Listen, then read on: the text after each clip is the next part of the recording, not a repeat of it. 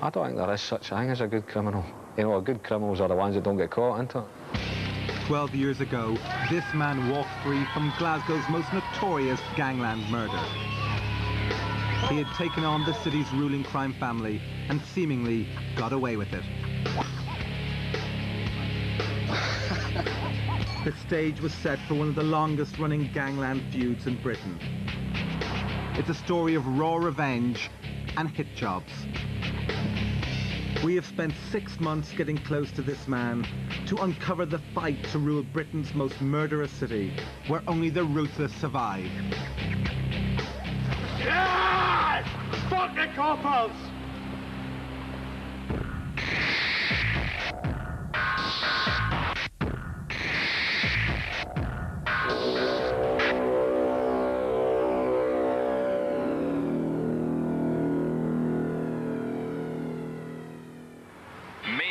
Glasgow this weekend. I'm Russell Walker with Clyde One News. 5 people have been murdered in the city over the weekend. It is related to an ongoing dispute in the East End over the control of drugs empires. Strathclyde police are describing this weekend's wave of violence as one of the worst on record.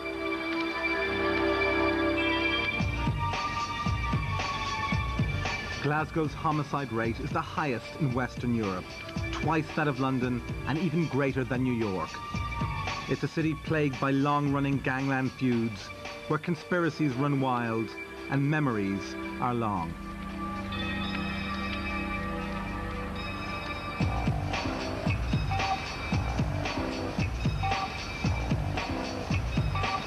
Through the eyes of a notorious crime mastermind, we reveal Glasgow's brutal underworld.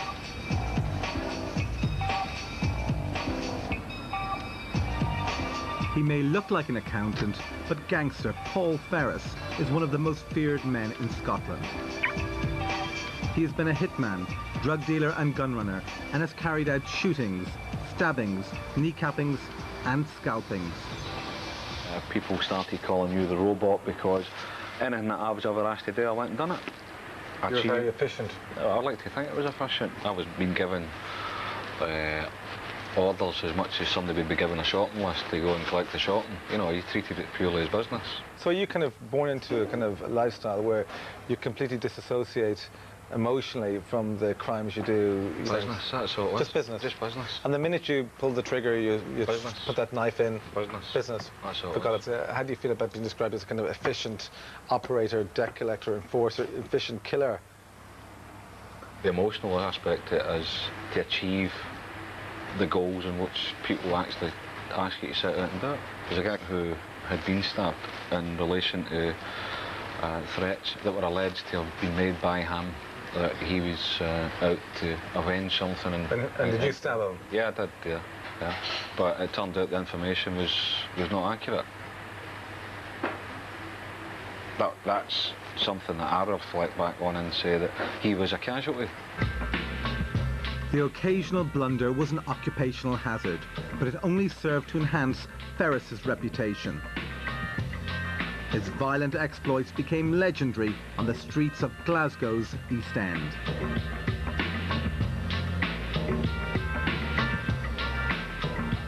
Paul Ferris's criminal apprenticeship came in the 1970s on Glasgow's hard streets. He learned from a young age that the knife is a powerful weapon, an equalizer. This is me getting into Hugging Field Street where I actually stayed for many a year. Number 19 over there, up the top. Was this a base for a lot of your activities? It nearly is, yeah. But I had to move because there's too much aggravation at my mum's house. So you were bringing trouble, I was the bringing police I was home to your bringing mum? police to the door, and it was totally unacceptable. Now, your dad was in prison. What was he in prison for? By bank robbery. The bank that he robbed was in Ridley, and because Berlin was in close proximity, most of the prison officers' wages get paid in there.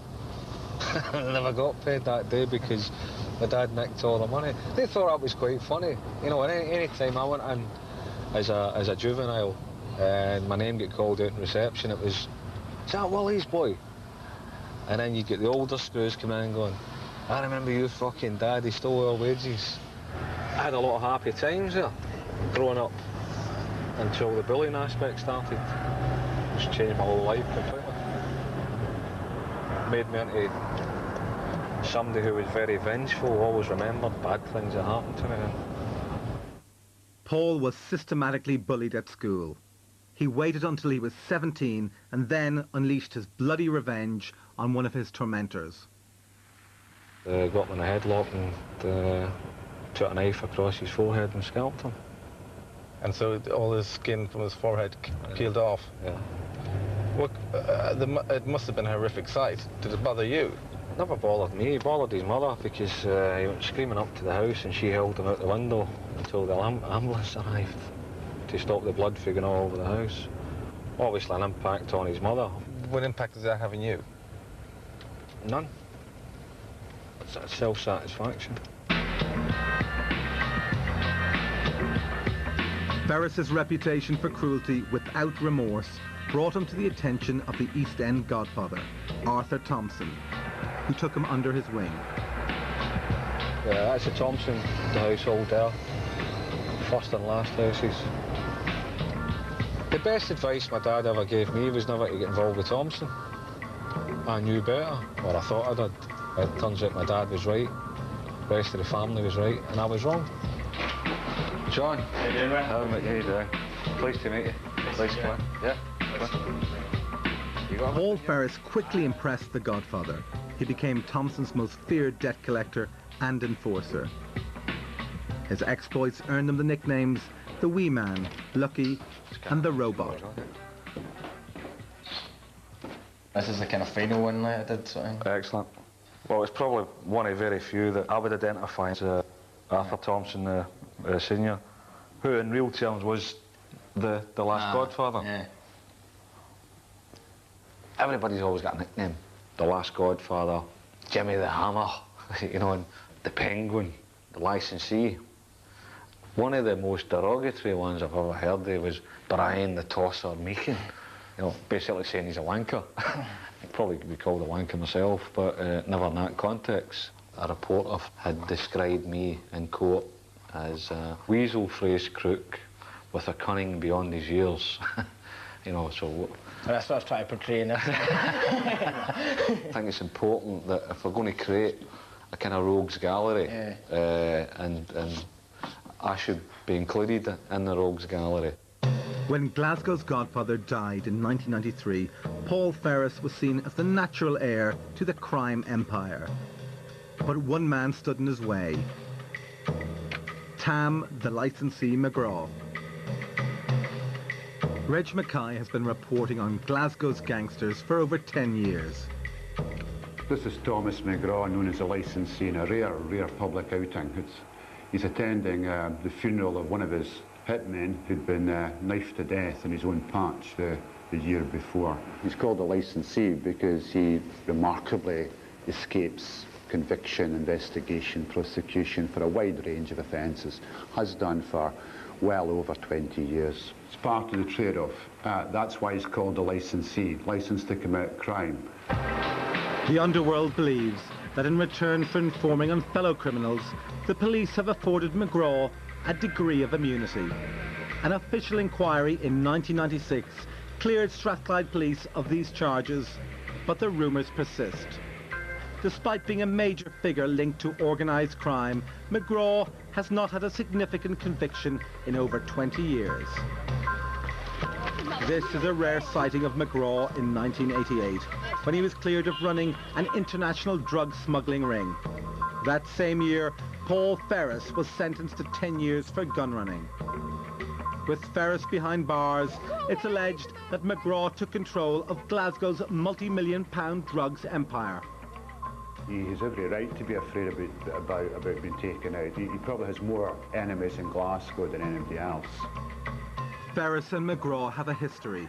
In the 1980s, they both worked with the Godfather, Arthur Thompson, but an act of treachery tore them apart. Ferris believes Tam McGraw had a hand in the gangland killings of his two closest friends.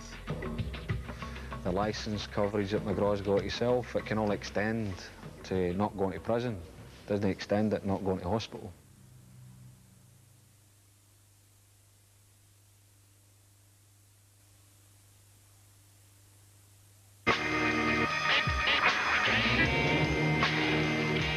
In January 2002, Paul Ferris, the heir apparent to Glasgow's East End crime empire, was released from prison for gun running. In his absence, Tam, the licensee McGraw, had become Scotland's richest criminal. The stage was set for the two sworn enemies to go face to face, Ferris versus McGraw. Since Ferris has returned to Glasgow, war has erupted on the streets of the East End. With the death toll rising, the licensee looks increasingly vulnerable. He did have a driver, a minder, a bodyguard who were killed. Then he went on another recruitment programme and got another minder, bodyguard and driver who were shot. Who knows, third time lucky. But next time they might get McGraw instead of the driver and the minder. Yeah. Tam, the licensee McGraw, is said to be worth £20 million, but his life is under constant threat. The licensee surrounds himself with bodyguards, often wears bulletproof vests, and rarely leaves his fortified villa. He chose not to speak to us. How much would it cost to kill Tam McGraw? As far as finances would be concerned, there are people that would do that for nothing. Quality? Quality people that would do that for nothing. Shot me. Over the last 2 years, Mark Clinton has been implicated in several murders of McGraw's henchmen. Clinton has been charged with stabbing one of McGraw's most trusted lieutenants 27 times. Just a long knife. Shuts back up. It's better to have it than not to have it. Yeah. You never know the moment in this place. Even in the 21st century, knives are the weapon of choice in Glasgow. Violence here is personal and intimate. That was just a couple of marks for the machete attack.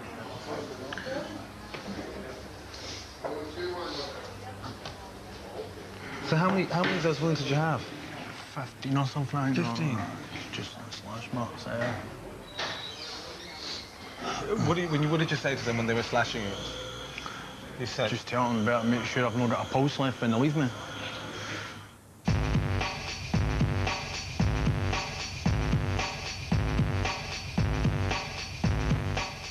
How many murders have the police called you in on?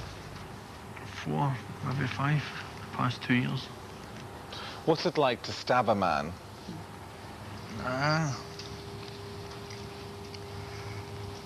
When you're in that life, you don't... It's nothing. It's nothing. It's easy to find the world today. If you're in that situation, me personally, any time I've been fighting with somebody with a knife, that it's just been trying to stab them as many times as possible. You get them done before anything happens to you. Stabbed somebody once and it hurt a bone in the knife. The blade of the knife broke. Must have hit quite a hard bone. And I think it was not much force that the actual blade snapped.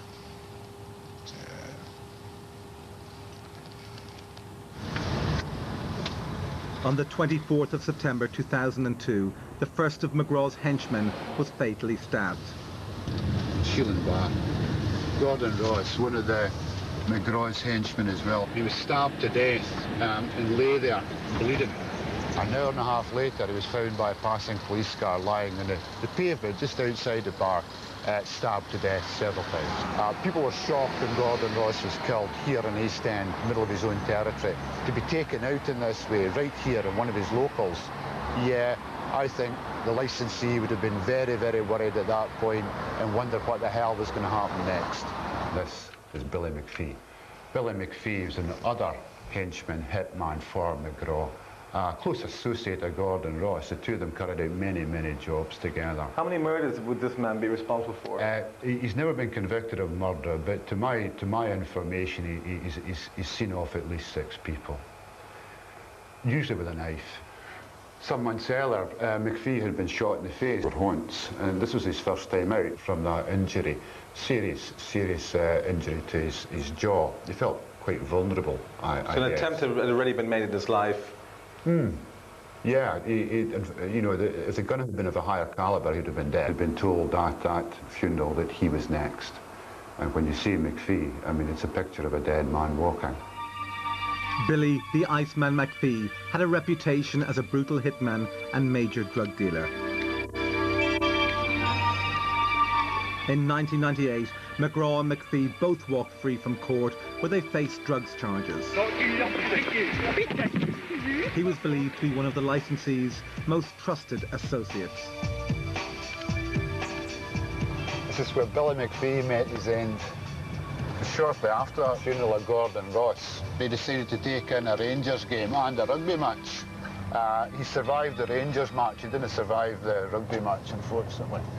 This is the Middle East territory. He felt safe, he felt secure, he was relaxed, and all of a sudden, individual with his head covered walks into pub. Legs, his arms, his arse, his genitals, 27 wounds, horrible, bloody murder.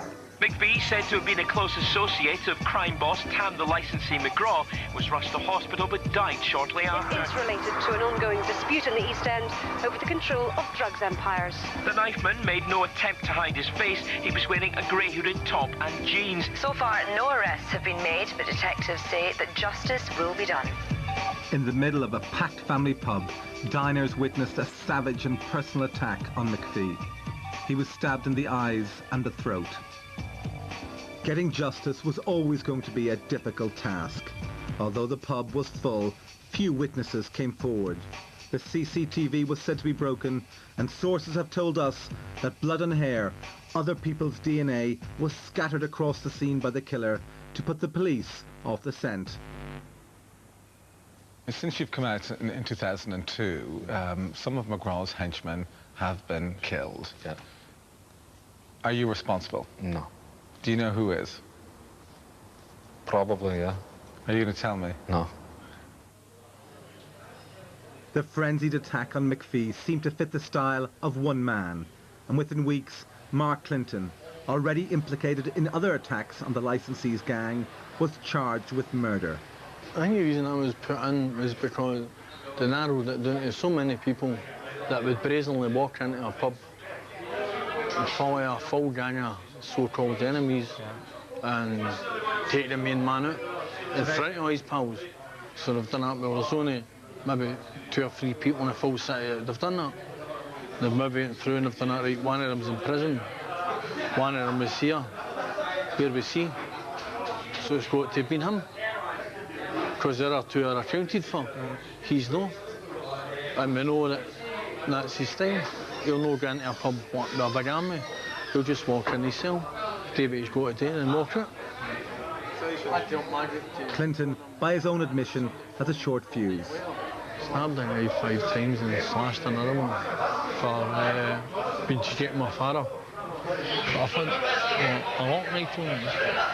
But all that showed you on camera was like, it looks as though I'm punching the guy and he's behind. But I wasn't, I was sticking a lot back up his ass. I gave it up about 5 times or something.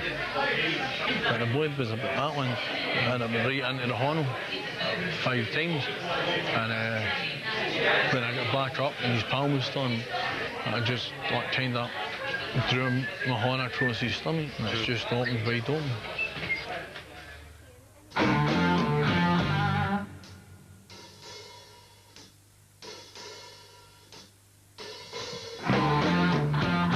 I'm walking down the street minding my own affair.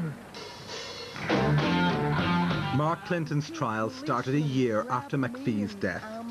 If found guilty, Clinton would be facing life behind bars. The cops took me to a little room where the bright light shines. I knew Under cross-examination, the eyewitnesses' evidence crumbled. With no conclusive forensics, the case collapsed. Mark Clinton was unexpectedly free. 14 months of police harassment for nothing. Convicted me of murder. And the lure wasn't me. Try to convict me of murder. Yes! Fuck the coppers!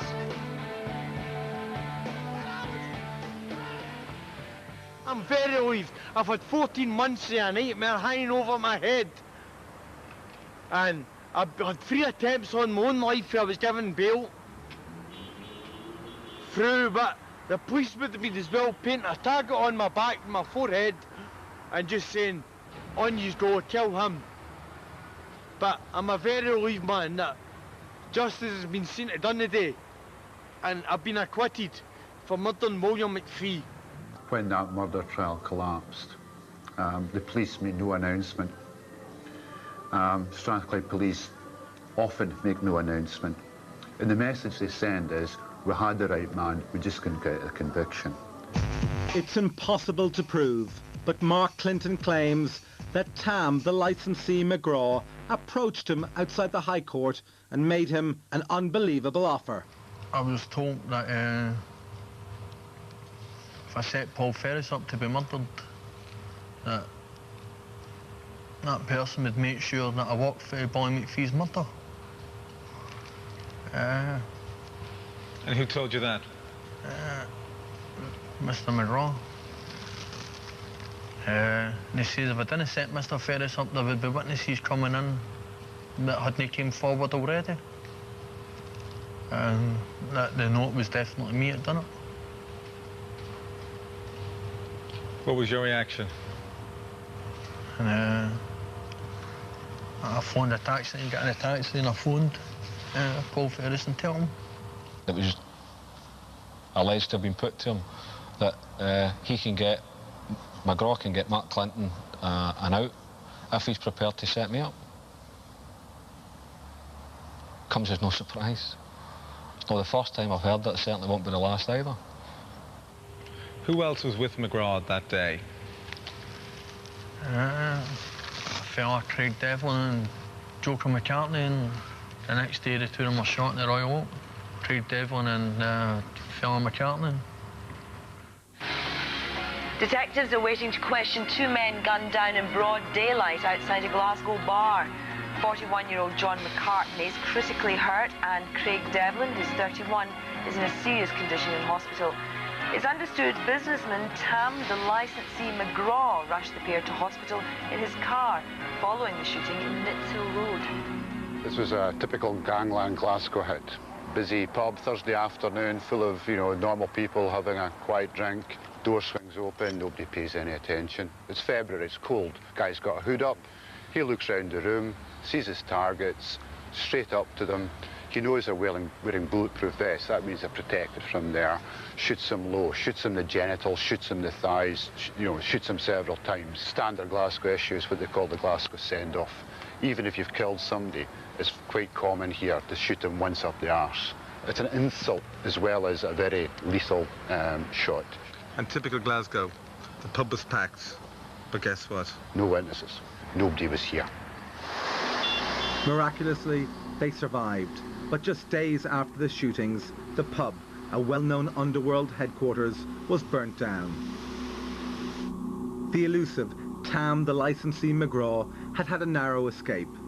Were you surprised to learn that McGraw was with Devlin and McCartney when they were shot at the Royal Oak? Was I surprised? Yeah. Yes. Quite a big surprise as it happens. As I said to you before, I'm sure that if the people who committed that offence knew McGraw was there, I don't think McCartney and Devlin would have got shot. Who would have got shot? McGraw. And but McGraw was at the toilets at the time? I don't know, I heard that he took a 9.9 dive under the pool table. Which, whether that's true or not is another matter. And Devlin and McCartney, are they associates of McGraw, so to speak? They're associates to an extent. They're commonly known as the snitches bitches, which means that they will do his bidding for them, despite the fact that it's generally accepted that everybody knows what McGraw is. So anybody that's collaborating with McGraw are tarred with the same brush, and quite rightly so. I get a sense that you might know more about that day than you're letting on. Our contacts are very good.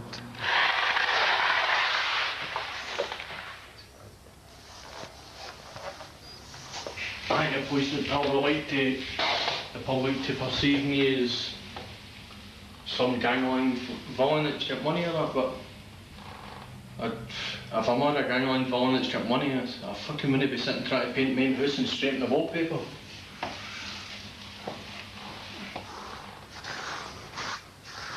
I feel like a prison warder, don't I? I must have about 12 sets of keys for different houses all over Glasgow.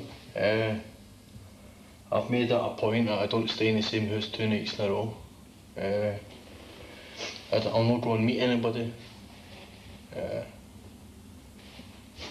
lot of people maybe say you're paranoid and all the rest of it, but it's happened before, and so many murders through the years that people have been enticed there with their own meant-to-be friends. They've been enticed to a place or a meeting or whatever. So I just make it a point of not going to meet anybody. And I've had to change my routine now. I don't stay, as I say, I don't stay in the same house 2 nights in a row. I've always had the attitude, but it's flies not going to get by you, so if there's something going to happen, it's going to happen. Nobody will be able to stop it, apart from myself.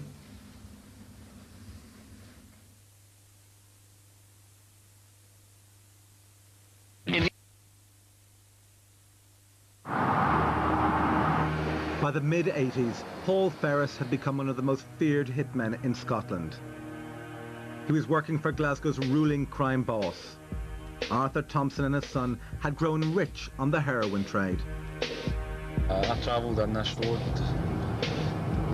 20 years ago when I was on the run for several attempted murders. The route to the bloody feud that has erupted in Glasgow goes back 20 years. It's a story of betrayal and treachery. At the time, Ferris and his now mortal enemy McGraw were both working with Arthur Thompson. But in the winter of 1984, all that changed.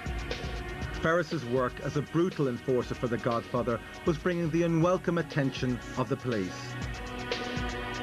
Wanted in connection with over a dozen murders, the 21-year-old gratefully accepted sanctuary in the Thompson family holiday home in Rossi, Isle of Bute.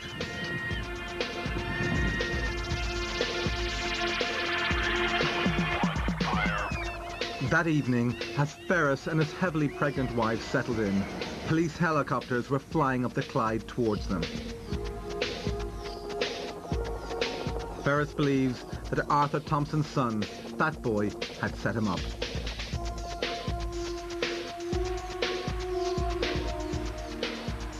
The police found a bag of heroin along with a large bundle of used banknotes and a cache of weapons in the flat.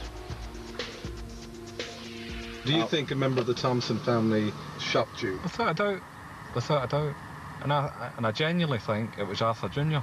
The police are investigating 13, 14 attempt murders. And the 13, 14 attempt murders are in relation to recovery of £50,000. I was going out and down things on reflection, look back now. It's inconceivable it was me that was doing that, but it was. I take full responsibility for what was done. I thought it was an exercise that you go through to prove your worth to these people, and then you're brought into the fold, but it wasn't like that.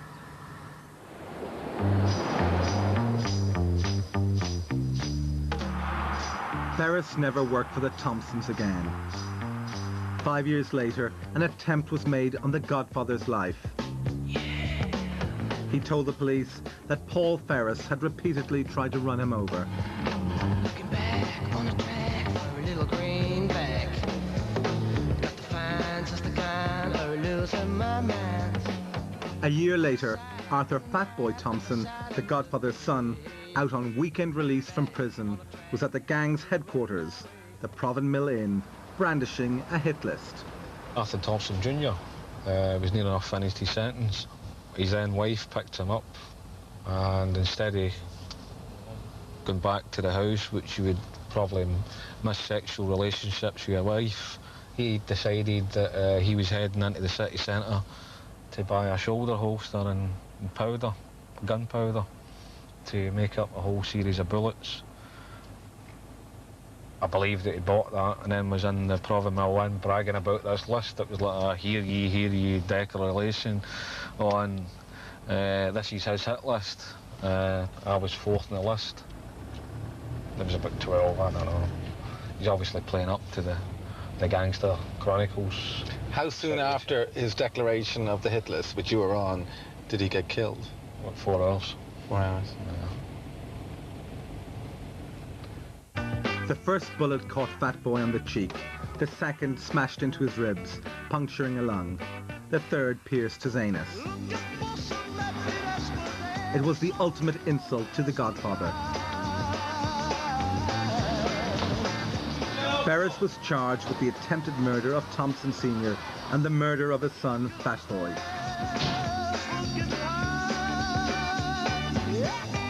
He also faced charges of supplying heroin, cocaine and ecstasy, illegal possession of a firearm, and kneecapping.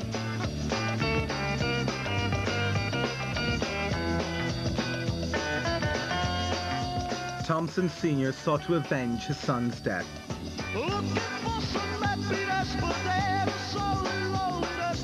War was declared in Glasgow. Blood would flow.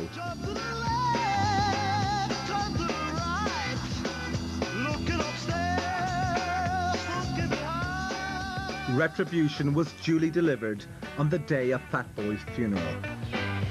Very famous bar. Once belonged to Bobby Glover. Paul Ferris is in jail, accused of Fatboy's murder. And his two closest friends, Bobby Glover, and the third of the amigos, Joe Hanlon, were found dead here in the car, shot through the head, outside Bobby's own pub. Big insult, big insult. But worse than that was that very day, Fatboy's funeral cortege would pass by where the bodies had been dumped. They were very close friends of mine. There was a lot of speculation flying about that because I'd been involved in the murder of Fatboy Thompson, they must have been involved in the murder of Fatboy Thompson. If you wanted to hurt Paul Ferris at that time in 1991, one easy way to do it would be to hurt his two very, very close friends. They weren't just business associates, they were tight, they were very, very close. And they weren't just hurt, they were executed. It was a definite execution, it wasn't even a hit. They had been taken by force, put in a situation and summarily executed, bullets through the head. Ferris believes McGraw was behind the death of his friends. Despite no concrete evidence, it's widely rumoured that McGraw arranged for the corpses to be laid out in a Glasgow pub for Thompson Sr. to view before they were dumped in a car. It was a symbolic killing. The murders of Bobby and Joe have never been solved and never will be solved. But it's well known that Thomas McGraw had a hand in it, seemingly to try and buy a favour with Thompson, the Godfather. At the time, Paul Ferris and Bobby and Joe were deemed to be the up-and-coming chiefs. They were going to take over. All very capable in their different ways. And have the deaths of Glover and Hanlon been avenged? Time is a great source of vengeance, isn't it? In the sense that loads of folk involved have since met tragic ends, but they're involved in organised crime anyway, and it's a chance all of these guys take. Till the end of time. Arthur Thompson never recovered from his son's murder and 18 months later died of a fatal heart attack. Long as there's a spring of bird to sing, I'll go on. The funeral of Glasgow's last Godfather was attended by gangsters from all over the UK. Till the end of time. One man who was noted for his absence was the Godfather's one-time protege, Paul Ferris. My love for you. Thompson's crime empire was now up for grabs. But who would seize the Godfather's crown? The names on everyone's lips were Ferris and McGraw. Arthur Thompson Sr. Appeared as a prosecution witness at the trial in 1992 and gave evidence against me in 1992. I had the utmost respect for that man and his family until he appeared in the witness box and gave his evidence. I was shocked, could not believe it. It transpires that he had been collaborating with authorities for numerous amount of years. So when he died, the heir apparent was obviously going to be somebody who was engaging with the authorities, and that wasn't me. But it turned out to be Tam McGraw, the licensee.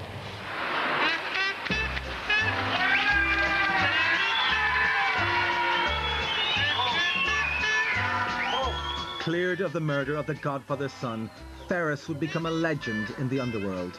The media nicknamed him Lucky.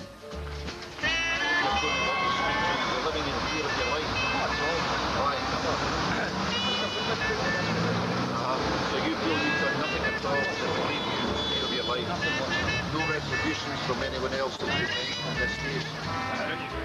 But Ferris's lucky run was to be short-lived.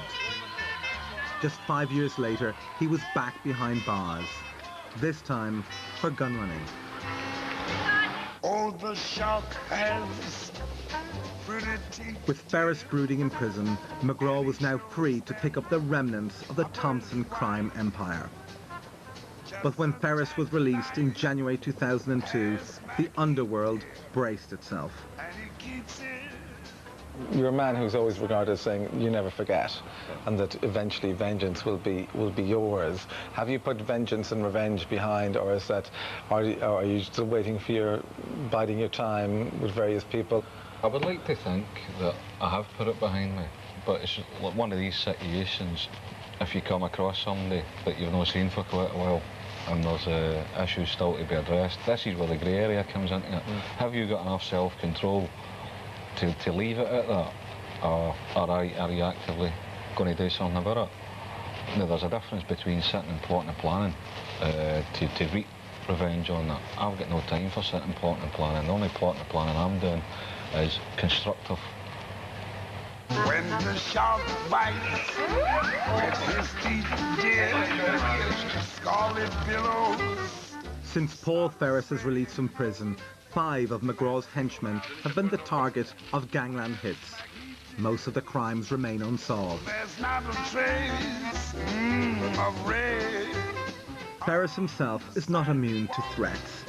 Sunday morning. The man with the big reputation claims it's a risk he's learned to live with. Someone sneaking around the corner. Is there someone back tonight? I mean, you've got a long memory. Think of the people who you've done damage to on behalf of others in the criminal world, on behalf of your own kind of motives when you were at it. Somebody made an attempt in your life you wouldn't do with a... Somebody made an attempt in my life. I'd act on it. If I get information that somebody's of a mind to wreak some sort of violence against me, of course I'll react. Wouldn't go to the police and dial 999? No. Wouldn't say, I need help? I don't deal with the police. I've never dealt with the police. We always had a kind of an unwritten rule that we deal with our own problems. We deal with the punishment aspect. What punishment fits the crime that had been done against us.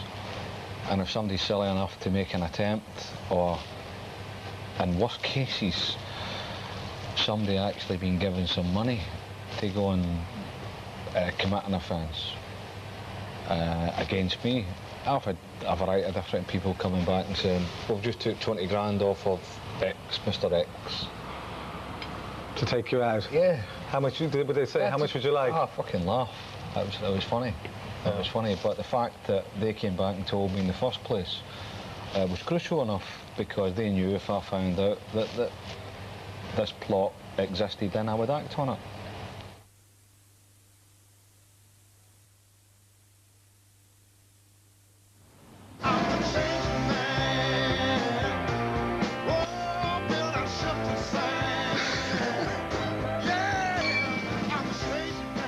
Ferris is determined to stay out of jail and claims to have reinvented himself as a legitimate businessman. His chosen career, consultant for the private security industry, has raised many eyebrows. His reputation as Glasgow's most feared gangster appears to be an advantage in this line of work. Unconvinced by his career change, the police have maintained their surveillance on Paul Ferris. I've made a declaration when I was freed for prison. I was going straight. A lot of people were laughing and joking with regards to that.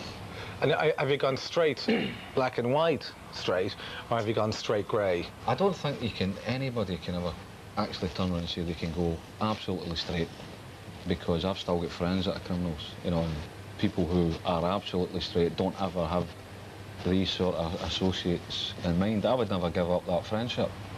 So, in a way, there is still a grey area, yeah. What do the police think you're up to at the moment? Do they think everything. that you're... What do they think? Oh, everything. Everything.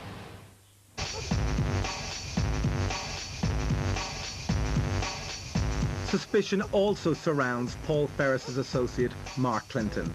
Since walking for McPhee's murder, he has been involved in a number of violent incidents.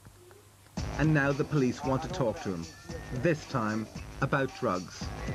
They're saying they found a substantial amount of drugs in my brother's and his wife's house, but they've no charged his wife or him. They're saying it was me, and it's not my house. I don't know how they can work that one out. I'm not a householder. I've no right keys for the house. So how can they tell right away that it's mine? Surely they must need to do tests for like DNA and all that. Are they after you then? Most definitely. The advice I've been given is to go. Are you going to take that advice? Definitely. As I said earlier on, I'm not going to be allowed to live in this city anyway. But this is just the icing on the cake. The proof in the pudding, more or less.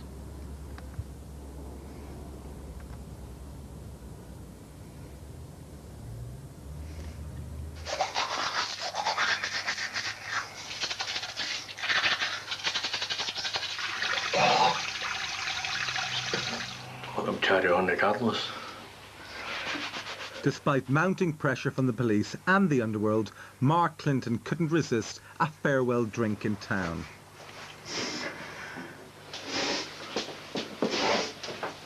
Just enough so you're setting up right now. I just got to meet some of my mates and get a couple of shandies.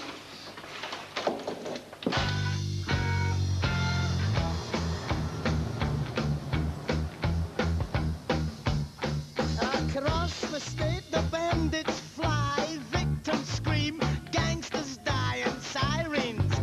In the night, an armored Tarzan, 9 Peter is on the mob, and the FBI is on the job, and now the headlines say, Louis Bonata's on trial today. Now there's no lights on the Christmas tree. Clinton ended the night at Glasgow's newest strip club, Legs & Co. At 3:20 a.m. on Sunday morning, Clinton was once again involved in violence. He was left bleeding and unconscious on the pavement. The baby's crying. Baby, tonight they're gonna fry tonight.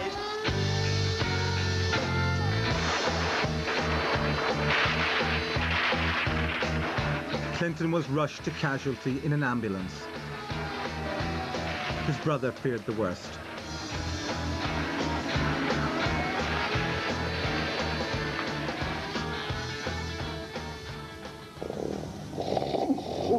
He was in a coma. Underneath that one.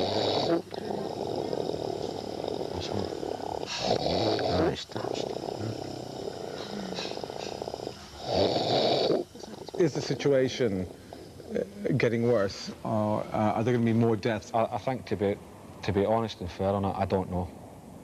The indications aren't looking too clever.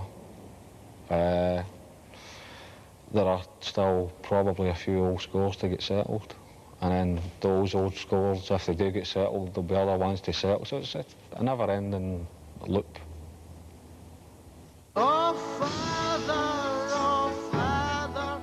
After 3 days in hospital, Mark Clinton, the indestructible henchman, is back on the streets. Tam, the licensee McGraw, was finally convicted by a Scottish court for drink driving. It's understood he's now spending more time in his villa in Tenerife. For the first time, Paul Ferris seems to be in a position to inherit the crown he was groomed for as a young man. A crown that fits well, but one, he protests, he has no interest in. In January 2005, Paul Ferris signed a 6-figure movie deal. Robert Carlyle is tipped to play the wee man in the story of his life.